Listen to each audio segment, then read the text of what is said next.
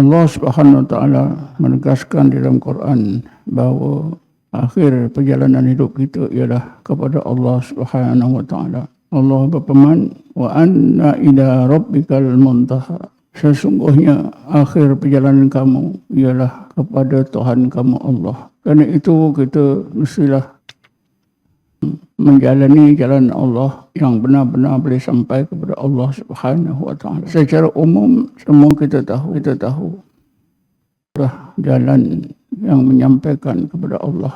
Kerana Allah berfirman, Bismillahirrahmanirrahim, wa inna bistaqamu la asqainahum ma'an ghadaqa. Sekiranya kamu bersungguh-sungguh istiqamah di atas jalan agama Islam ini, nescaya kamu dikurniakan Allah sebaik-baik rahmat, selengkap-lengkap rahmat di dunia dan di akhirat.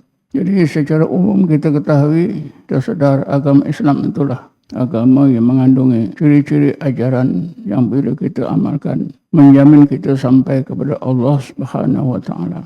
Walaupun begitu, setiap mestilah tahu dan pasti jalan makan kepada Allah. Jalan agama itu banyak. Satu jalan yang memang kalau boleh biarlah jalan itu paling dekat, cepat sampai, paling mudah dan dijamin oleh Allah Subhanahu wa taala kebaikannya. Inilah yang pernah ditanyakan oleh Sayyidina Ali kepada Rasulullah SAW. Kerana Sayyidina Ali seperti sahabat yang lain bimbang kalau mereka tak sampai kepada Allah. Tidak seperti kita.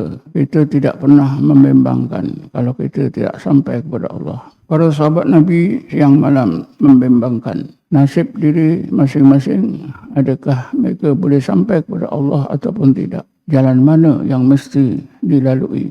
Dan itulah Sayyidina Ali bertanya kepada Rasulullah SAW, Ya Rasulullah, dullani ala aqrabut turki ilallah wa ashali ala al-ibad wa afdali inda Allah. Ya Rasulullah, ajarkanlah kepada aku jalan menuju kepada Allah yang paling dekat dan cepat sampai kepada Allah, paling mudah dan paling baik pada pandangan Allah. Maka Rasulullah bersabda, Ya Ali, wahai Ali, alaika bimudawamati zikrillahi sirrun wa jahrun.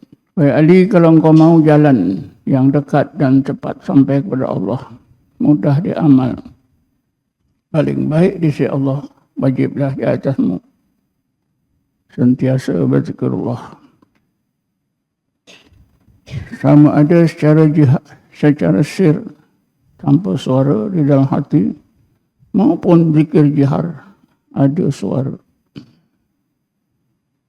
Inilah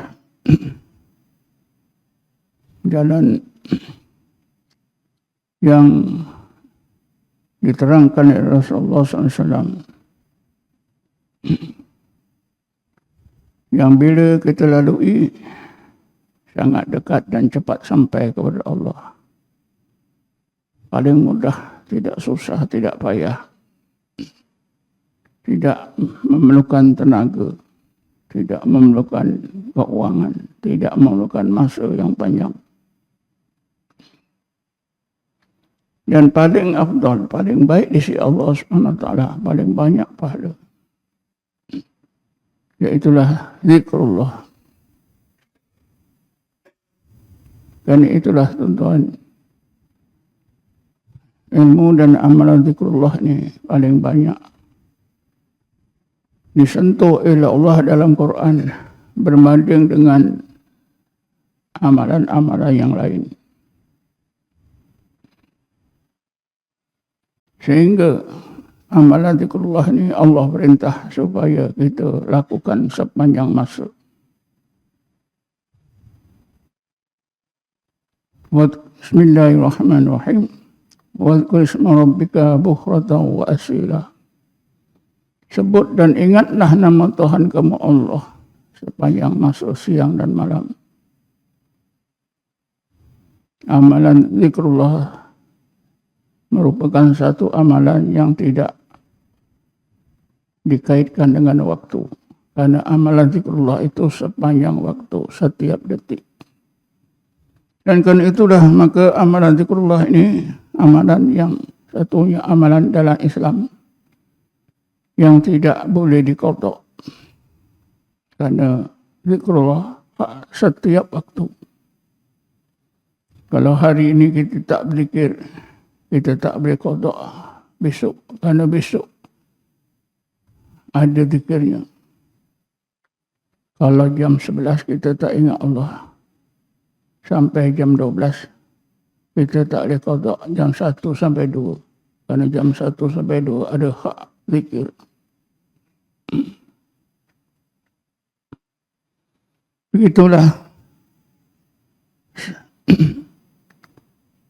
Begitulah seriusnya Allah mengingatkan kita betapa pentingnya amalan zikrullah. Tetapi Rasulullah SAW telah pun menegaskan amalan yang nampaknya ringan, mudah, tapi susah nak dilakukan ialah berzikirlah sepanjang masa.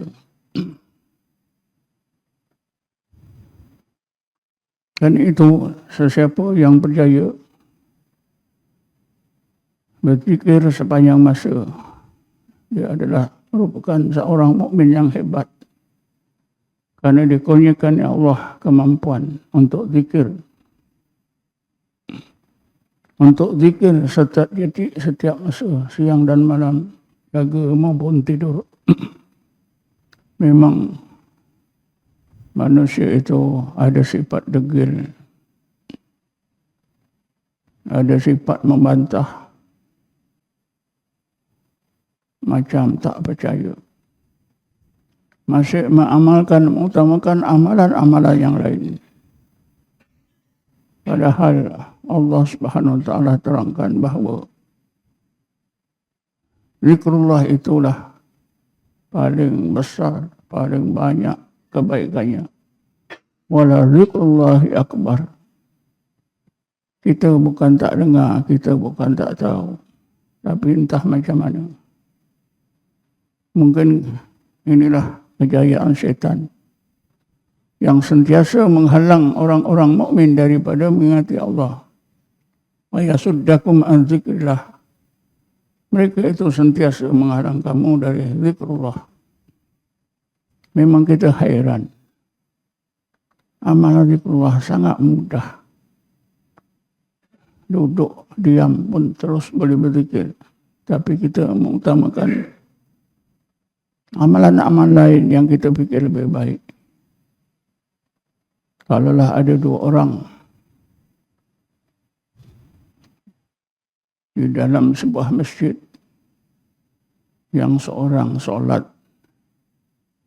terus mengerjakan solat berjam-jam, dan seorang duduk diam, berzikir di dalam hati Allah, Allah, Allah. Tentu orang ramai menganggap yang solat tidak berhenti-henti itu adalah orang yang warak. Orang yang banyak amalannya, orang yang baik di sisi Allah. Sedangkan orang yang duduk diam, berzikir dalam hati itu orang yang malas, orang yang tidak beramal. Padahal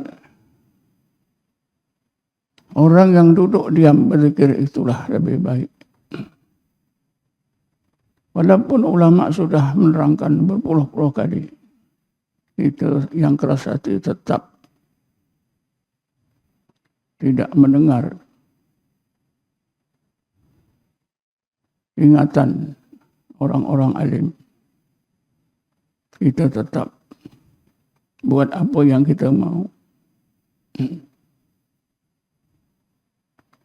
Dengar pada telinga, tak dengar di dalam hati.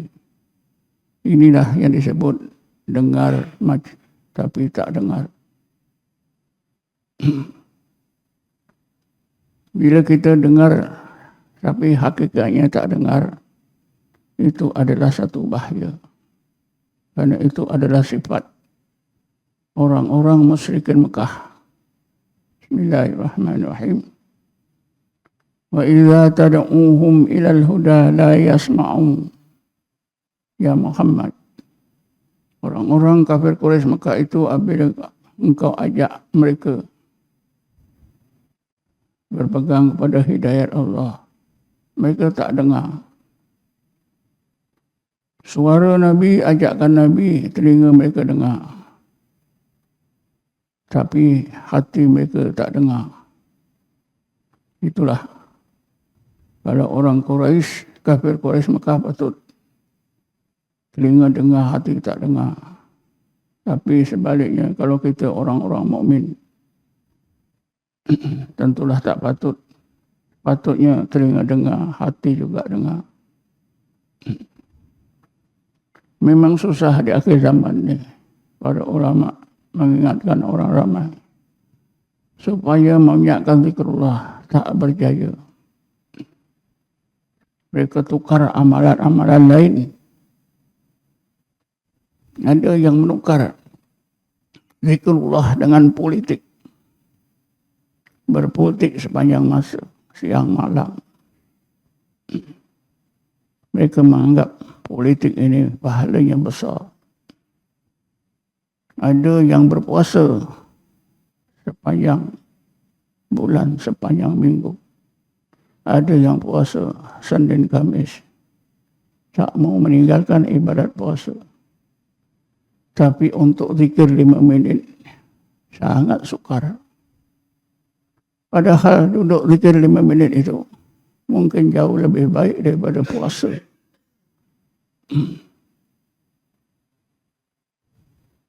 A'udzubillahi minasyaitonir rajim. Bismillahirrahmanirrahim.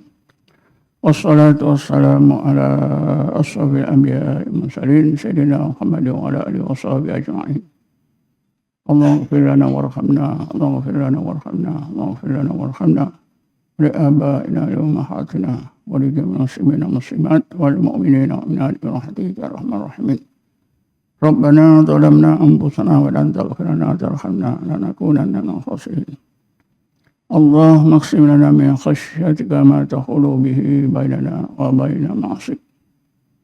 وإن طاعتك ما تبلغنا بجنتك من يقين ما تهون به علينا مصائب الدنيا ومتنا بأسمائنا وأبصارنا وقوتنا ما أحييتنا واجعله وارث منا واجعل ثأرنا لمن ظلمنا وانصرنا على من عادانا ربنا آتنا في الدنيا حسنة وفي الآخرة حسنة وقنا عذاب النار والحمد لله رب العالمين.